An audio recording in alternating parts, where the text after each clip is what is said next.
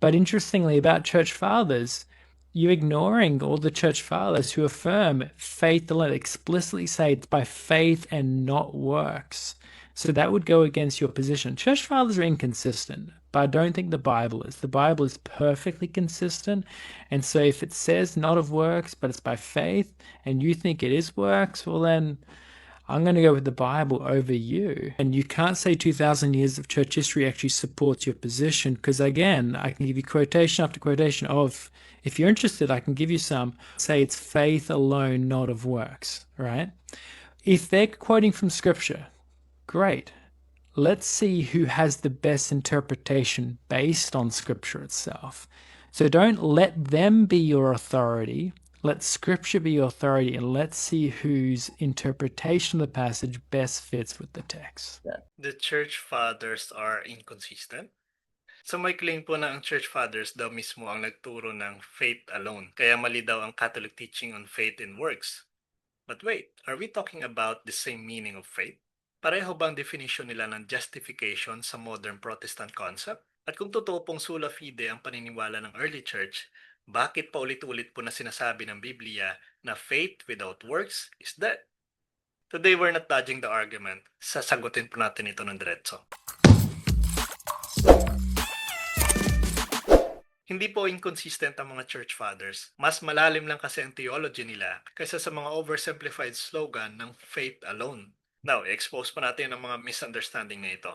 Ka-curious, ito pong isa sa mga pinakakaraniwang ginagamit na argumento. Si St. John Chrysostom, si St. Jerome, Origen, Clement, Augustine, nagsalita daw tungkol sa faith na parang faith alone. Kaya para sa kanya, ang mga church fathers daw ay inconsistent dahil nag-conclude na siya na sola fide daw ang original Christianity. Pero ang problema, quotation mining ito. Kinukuha ang isang linya, tinatanggal sa context at binibigyan ng modern theological meaning na hindi naman po iyon ang intensyon ng mga church fathers. Ang salita pong faith alone ay hindi po otomatikong nangangahulugan na Protestant sola fide. Sa maraming church fathers, kapag sinasabi po nilang salvation is by faith, justification is by faith, we are saved not by works of the law, ang tinutukoy po nila ay hindi Mosaic ceremonial law, hindi po Jewish ritual observance, hindi po self-righteousness earning of grace. Hindi po nila tinatanggi ang obedience, charity, repentance, sacramental life, at moral transformation. Sa madaling salita po, they reject legalism, not cooperation with grace. Sa debate po tungkol sa justification, madalas po na ginagamit ang mga church fathers bilang proof na ang Katoliko raw ay lumilihis sa orihinal na Kristyanismo. Ang argument nila, tingnan nyo, si St. Chrysostom, sinasabi, faith alone. Si St. Jerome, sinasabi, God justifies by faith alone. Si Origen,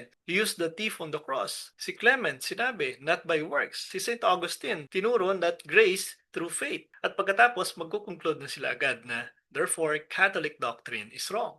Again, ito pong tinatawag nating quote mining at dinaragdagan po nila ng historical anachronism. Ibig sabihin, binabasa ang early church gamit ang lente ng 16th century Protestant theology. Hindi mo na tinatanong ano ang ibig sabihin ng faith sa kanila, ano ang ibig sabihin ng work sa kanila, ano ang historical context at ano ang kabuuang theology nila.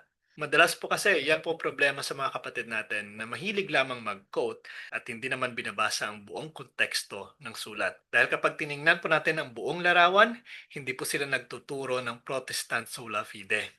Now, mahalagang linawin po ito. Sa early church po tinuturo na faith equals living, obedient, transformative, sacramental, united with love and holiness. Sa mga protestante naman na sola fide, para sa kanila, magkaiba po ito sa itinuturo ng mga protestante na sola fide. Para sa kanila, faith alone equals forensic declaration only, works excluded from justification, obedience as result but not part of justification. Ang early church po ay walang ganitong forensic separation. Para sa kanila, yes to faith saves, yes to grace initiates, yes to works cannot earn grace. Pero wag po natin kalimutan ang karugtong. Sinasabi din po nila that transformation is necessary, cooperation with grace is real, salvation can be lost through sin, obedience matters in justification. Ito pong dahilan kung bakit malinaw ang harmony nila sa James chapter 2. Now, isa-isahin po natin sila. Una po sa kino-quote nila, ang sinulat ni St. John Chrysostom. He emphasizes that salvation is not earned by works, but given through faith following St. Paul. Ginagamit ito bilang proof ng sola fide. Pero ano pong context? Si Saint Chrysostom po ay lumaban sa legalism at Jewish reliance on Mosaic works, hindi po laban sa moral obedience o sanctification. Sa kanya pong homilies malinaw po, faith begins salvation, baptism regenerates, moral transformation is necessary, salvation can be forfeited by sin. At parati at paulit-ulit po niya itinuturo, necessity of almsgiving, repentance, holiness, perseverance. Kung sola fide siya sa Protestant sense, bakit niya itinuturo na ang neglect of charity endangers salvation?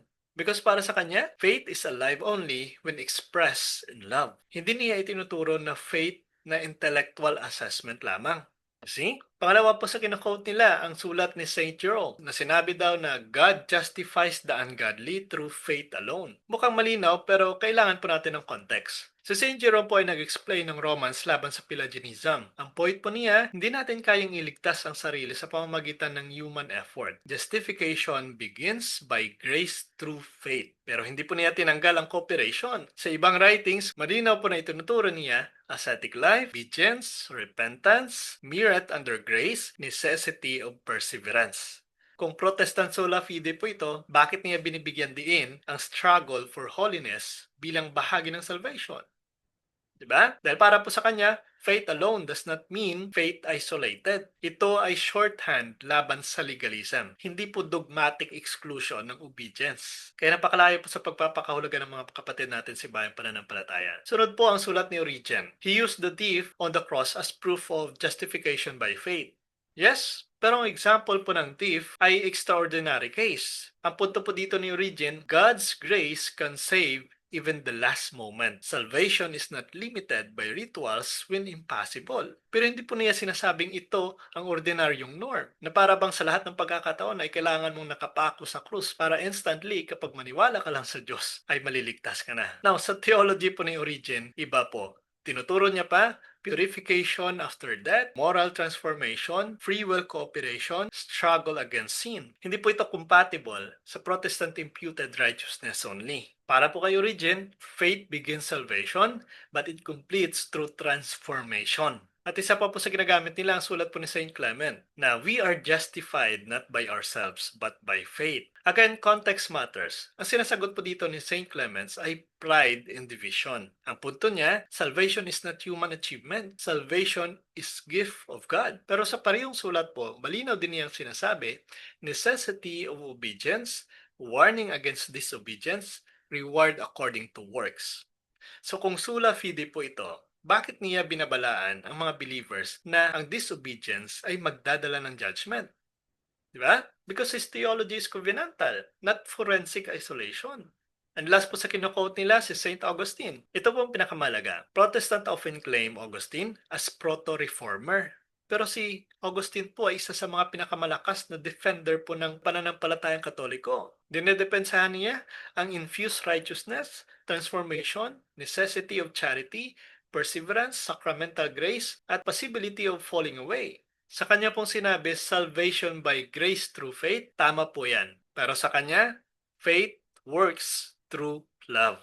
He explicitly rejected the idea that faith without charity justifies, because he even said demons believe but are not justified. Faith without love is nothing. Justification includes interior renewal. Ito po ay radically different sa forensic-only model. So ito pong pinakaugat ng debate. Protestant assumption, faith equals trust or belief alone. Sa mga early church fathers naman, sa kanilang pagkakaintindi at pagtuturo, faith equals trust plus obedience plus transformation plus love plus sacramental life. Hindi po ito faith alone.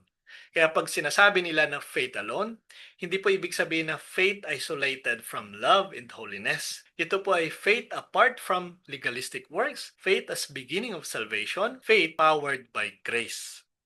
Malinaw po yan. Hindi po nila tinatanggihan ang James chapter 2. Sa katunayan po madalas nila itong gamitin laban po sa complacency. Para po sa kanila, Paul rejects works of law, James rejected faith, no contradiction. At ito rin po ang Catholic interpretation. So why is it the Protestant readings fails? Because again, madalas po sa ginagamit nila, quote mining strategy, isolated lines without theological framework, at isa pa, anachronism, reading 1st century debates into 1st to 4th century writers, at madalas din po, ignoring sacramental worldview. The fathers saw justification as mystical participation in Christ. Malayo po yan sa konsepto ng mga protestante. And of course, isa din sa ginagamit nila, ignoring synergy. So kung ang fathers po ay naniniwala sa Protestant sola fide, bakit walang malinaw po na controversy tungkol po dito sa early church? Walang condemnation ng sacramental justification or universal belief in baptismal regeneration and universal emphasis on moral perseverance. Because Protestant sola fide is a later theological formation. Hindi po ito explicit framework ng mga fathers. Ang tunay po na laban dito ay hindi po academic. Ito po ay laban sa cheap grace, intellectual Christianity, and faith without conversion. Ang paalala po ng mga early church ay faith must transform you, hindi sapat ang belief lamang. Malinaw po yan. Yes, the fathers spoke of salvation by faith, pero hindi po ito modern Protestant sola fide.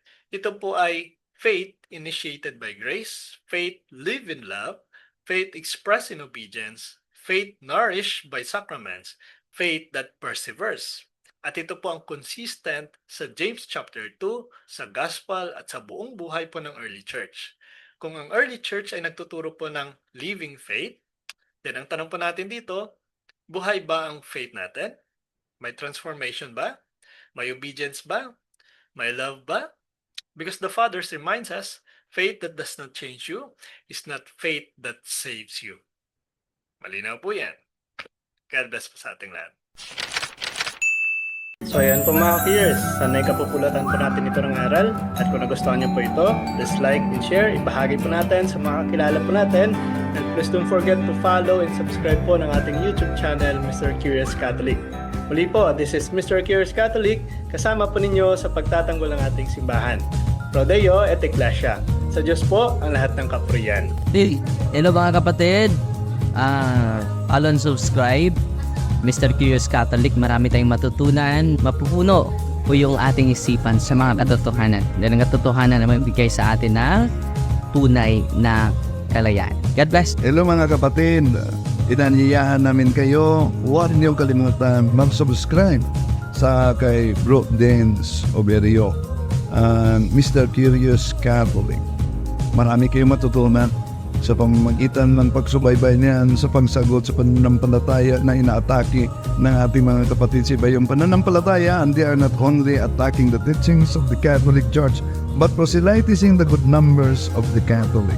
At sa pamamagitan sa pagsunutin niyo nitong Mr. Curious Catholic, Facebook page and YouTube channel, dami ninyong matutunan. Isabuhay natin ang ating matuto. Pro Deo et Ecclesia. I am Catholic, I am alive, I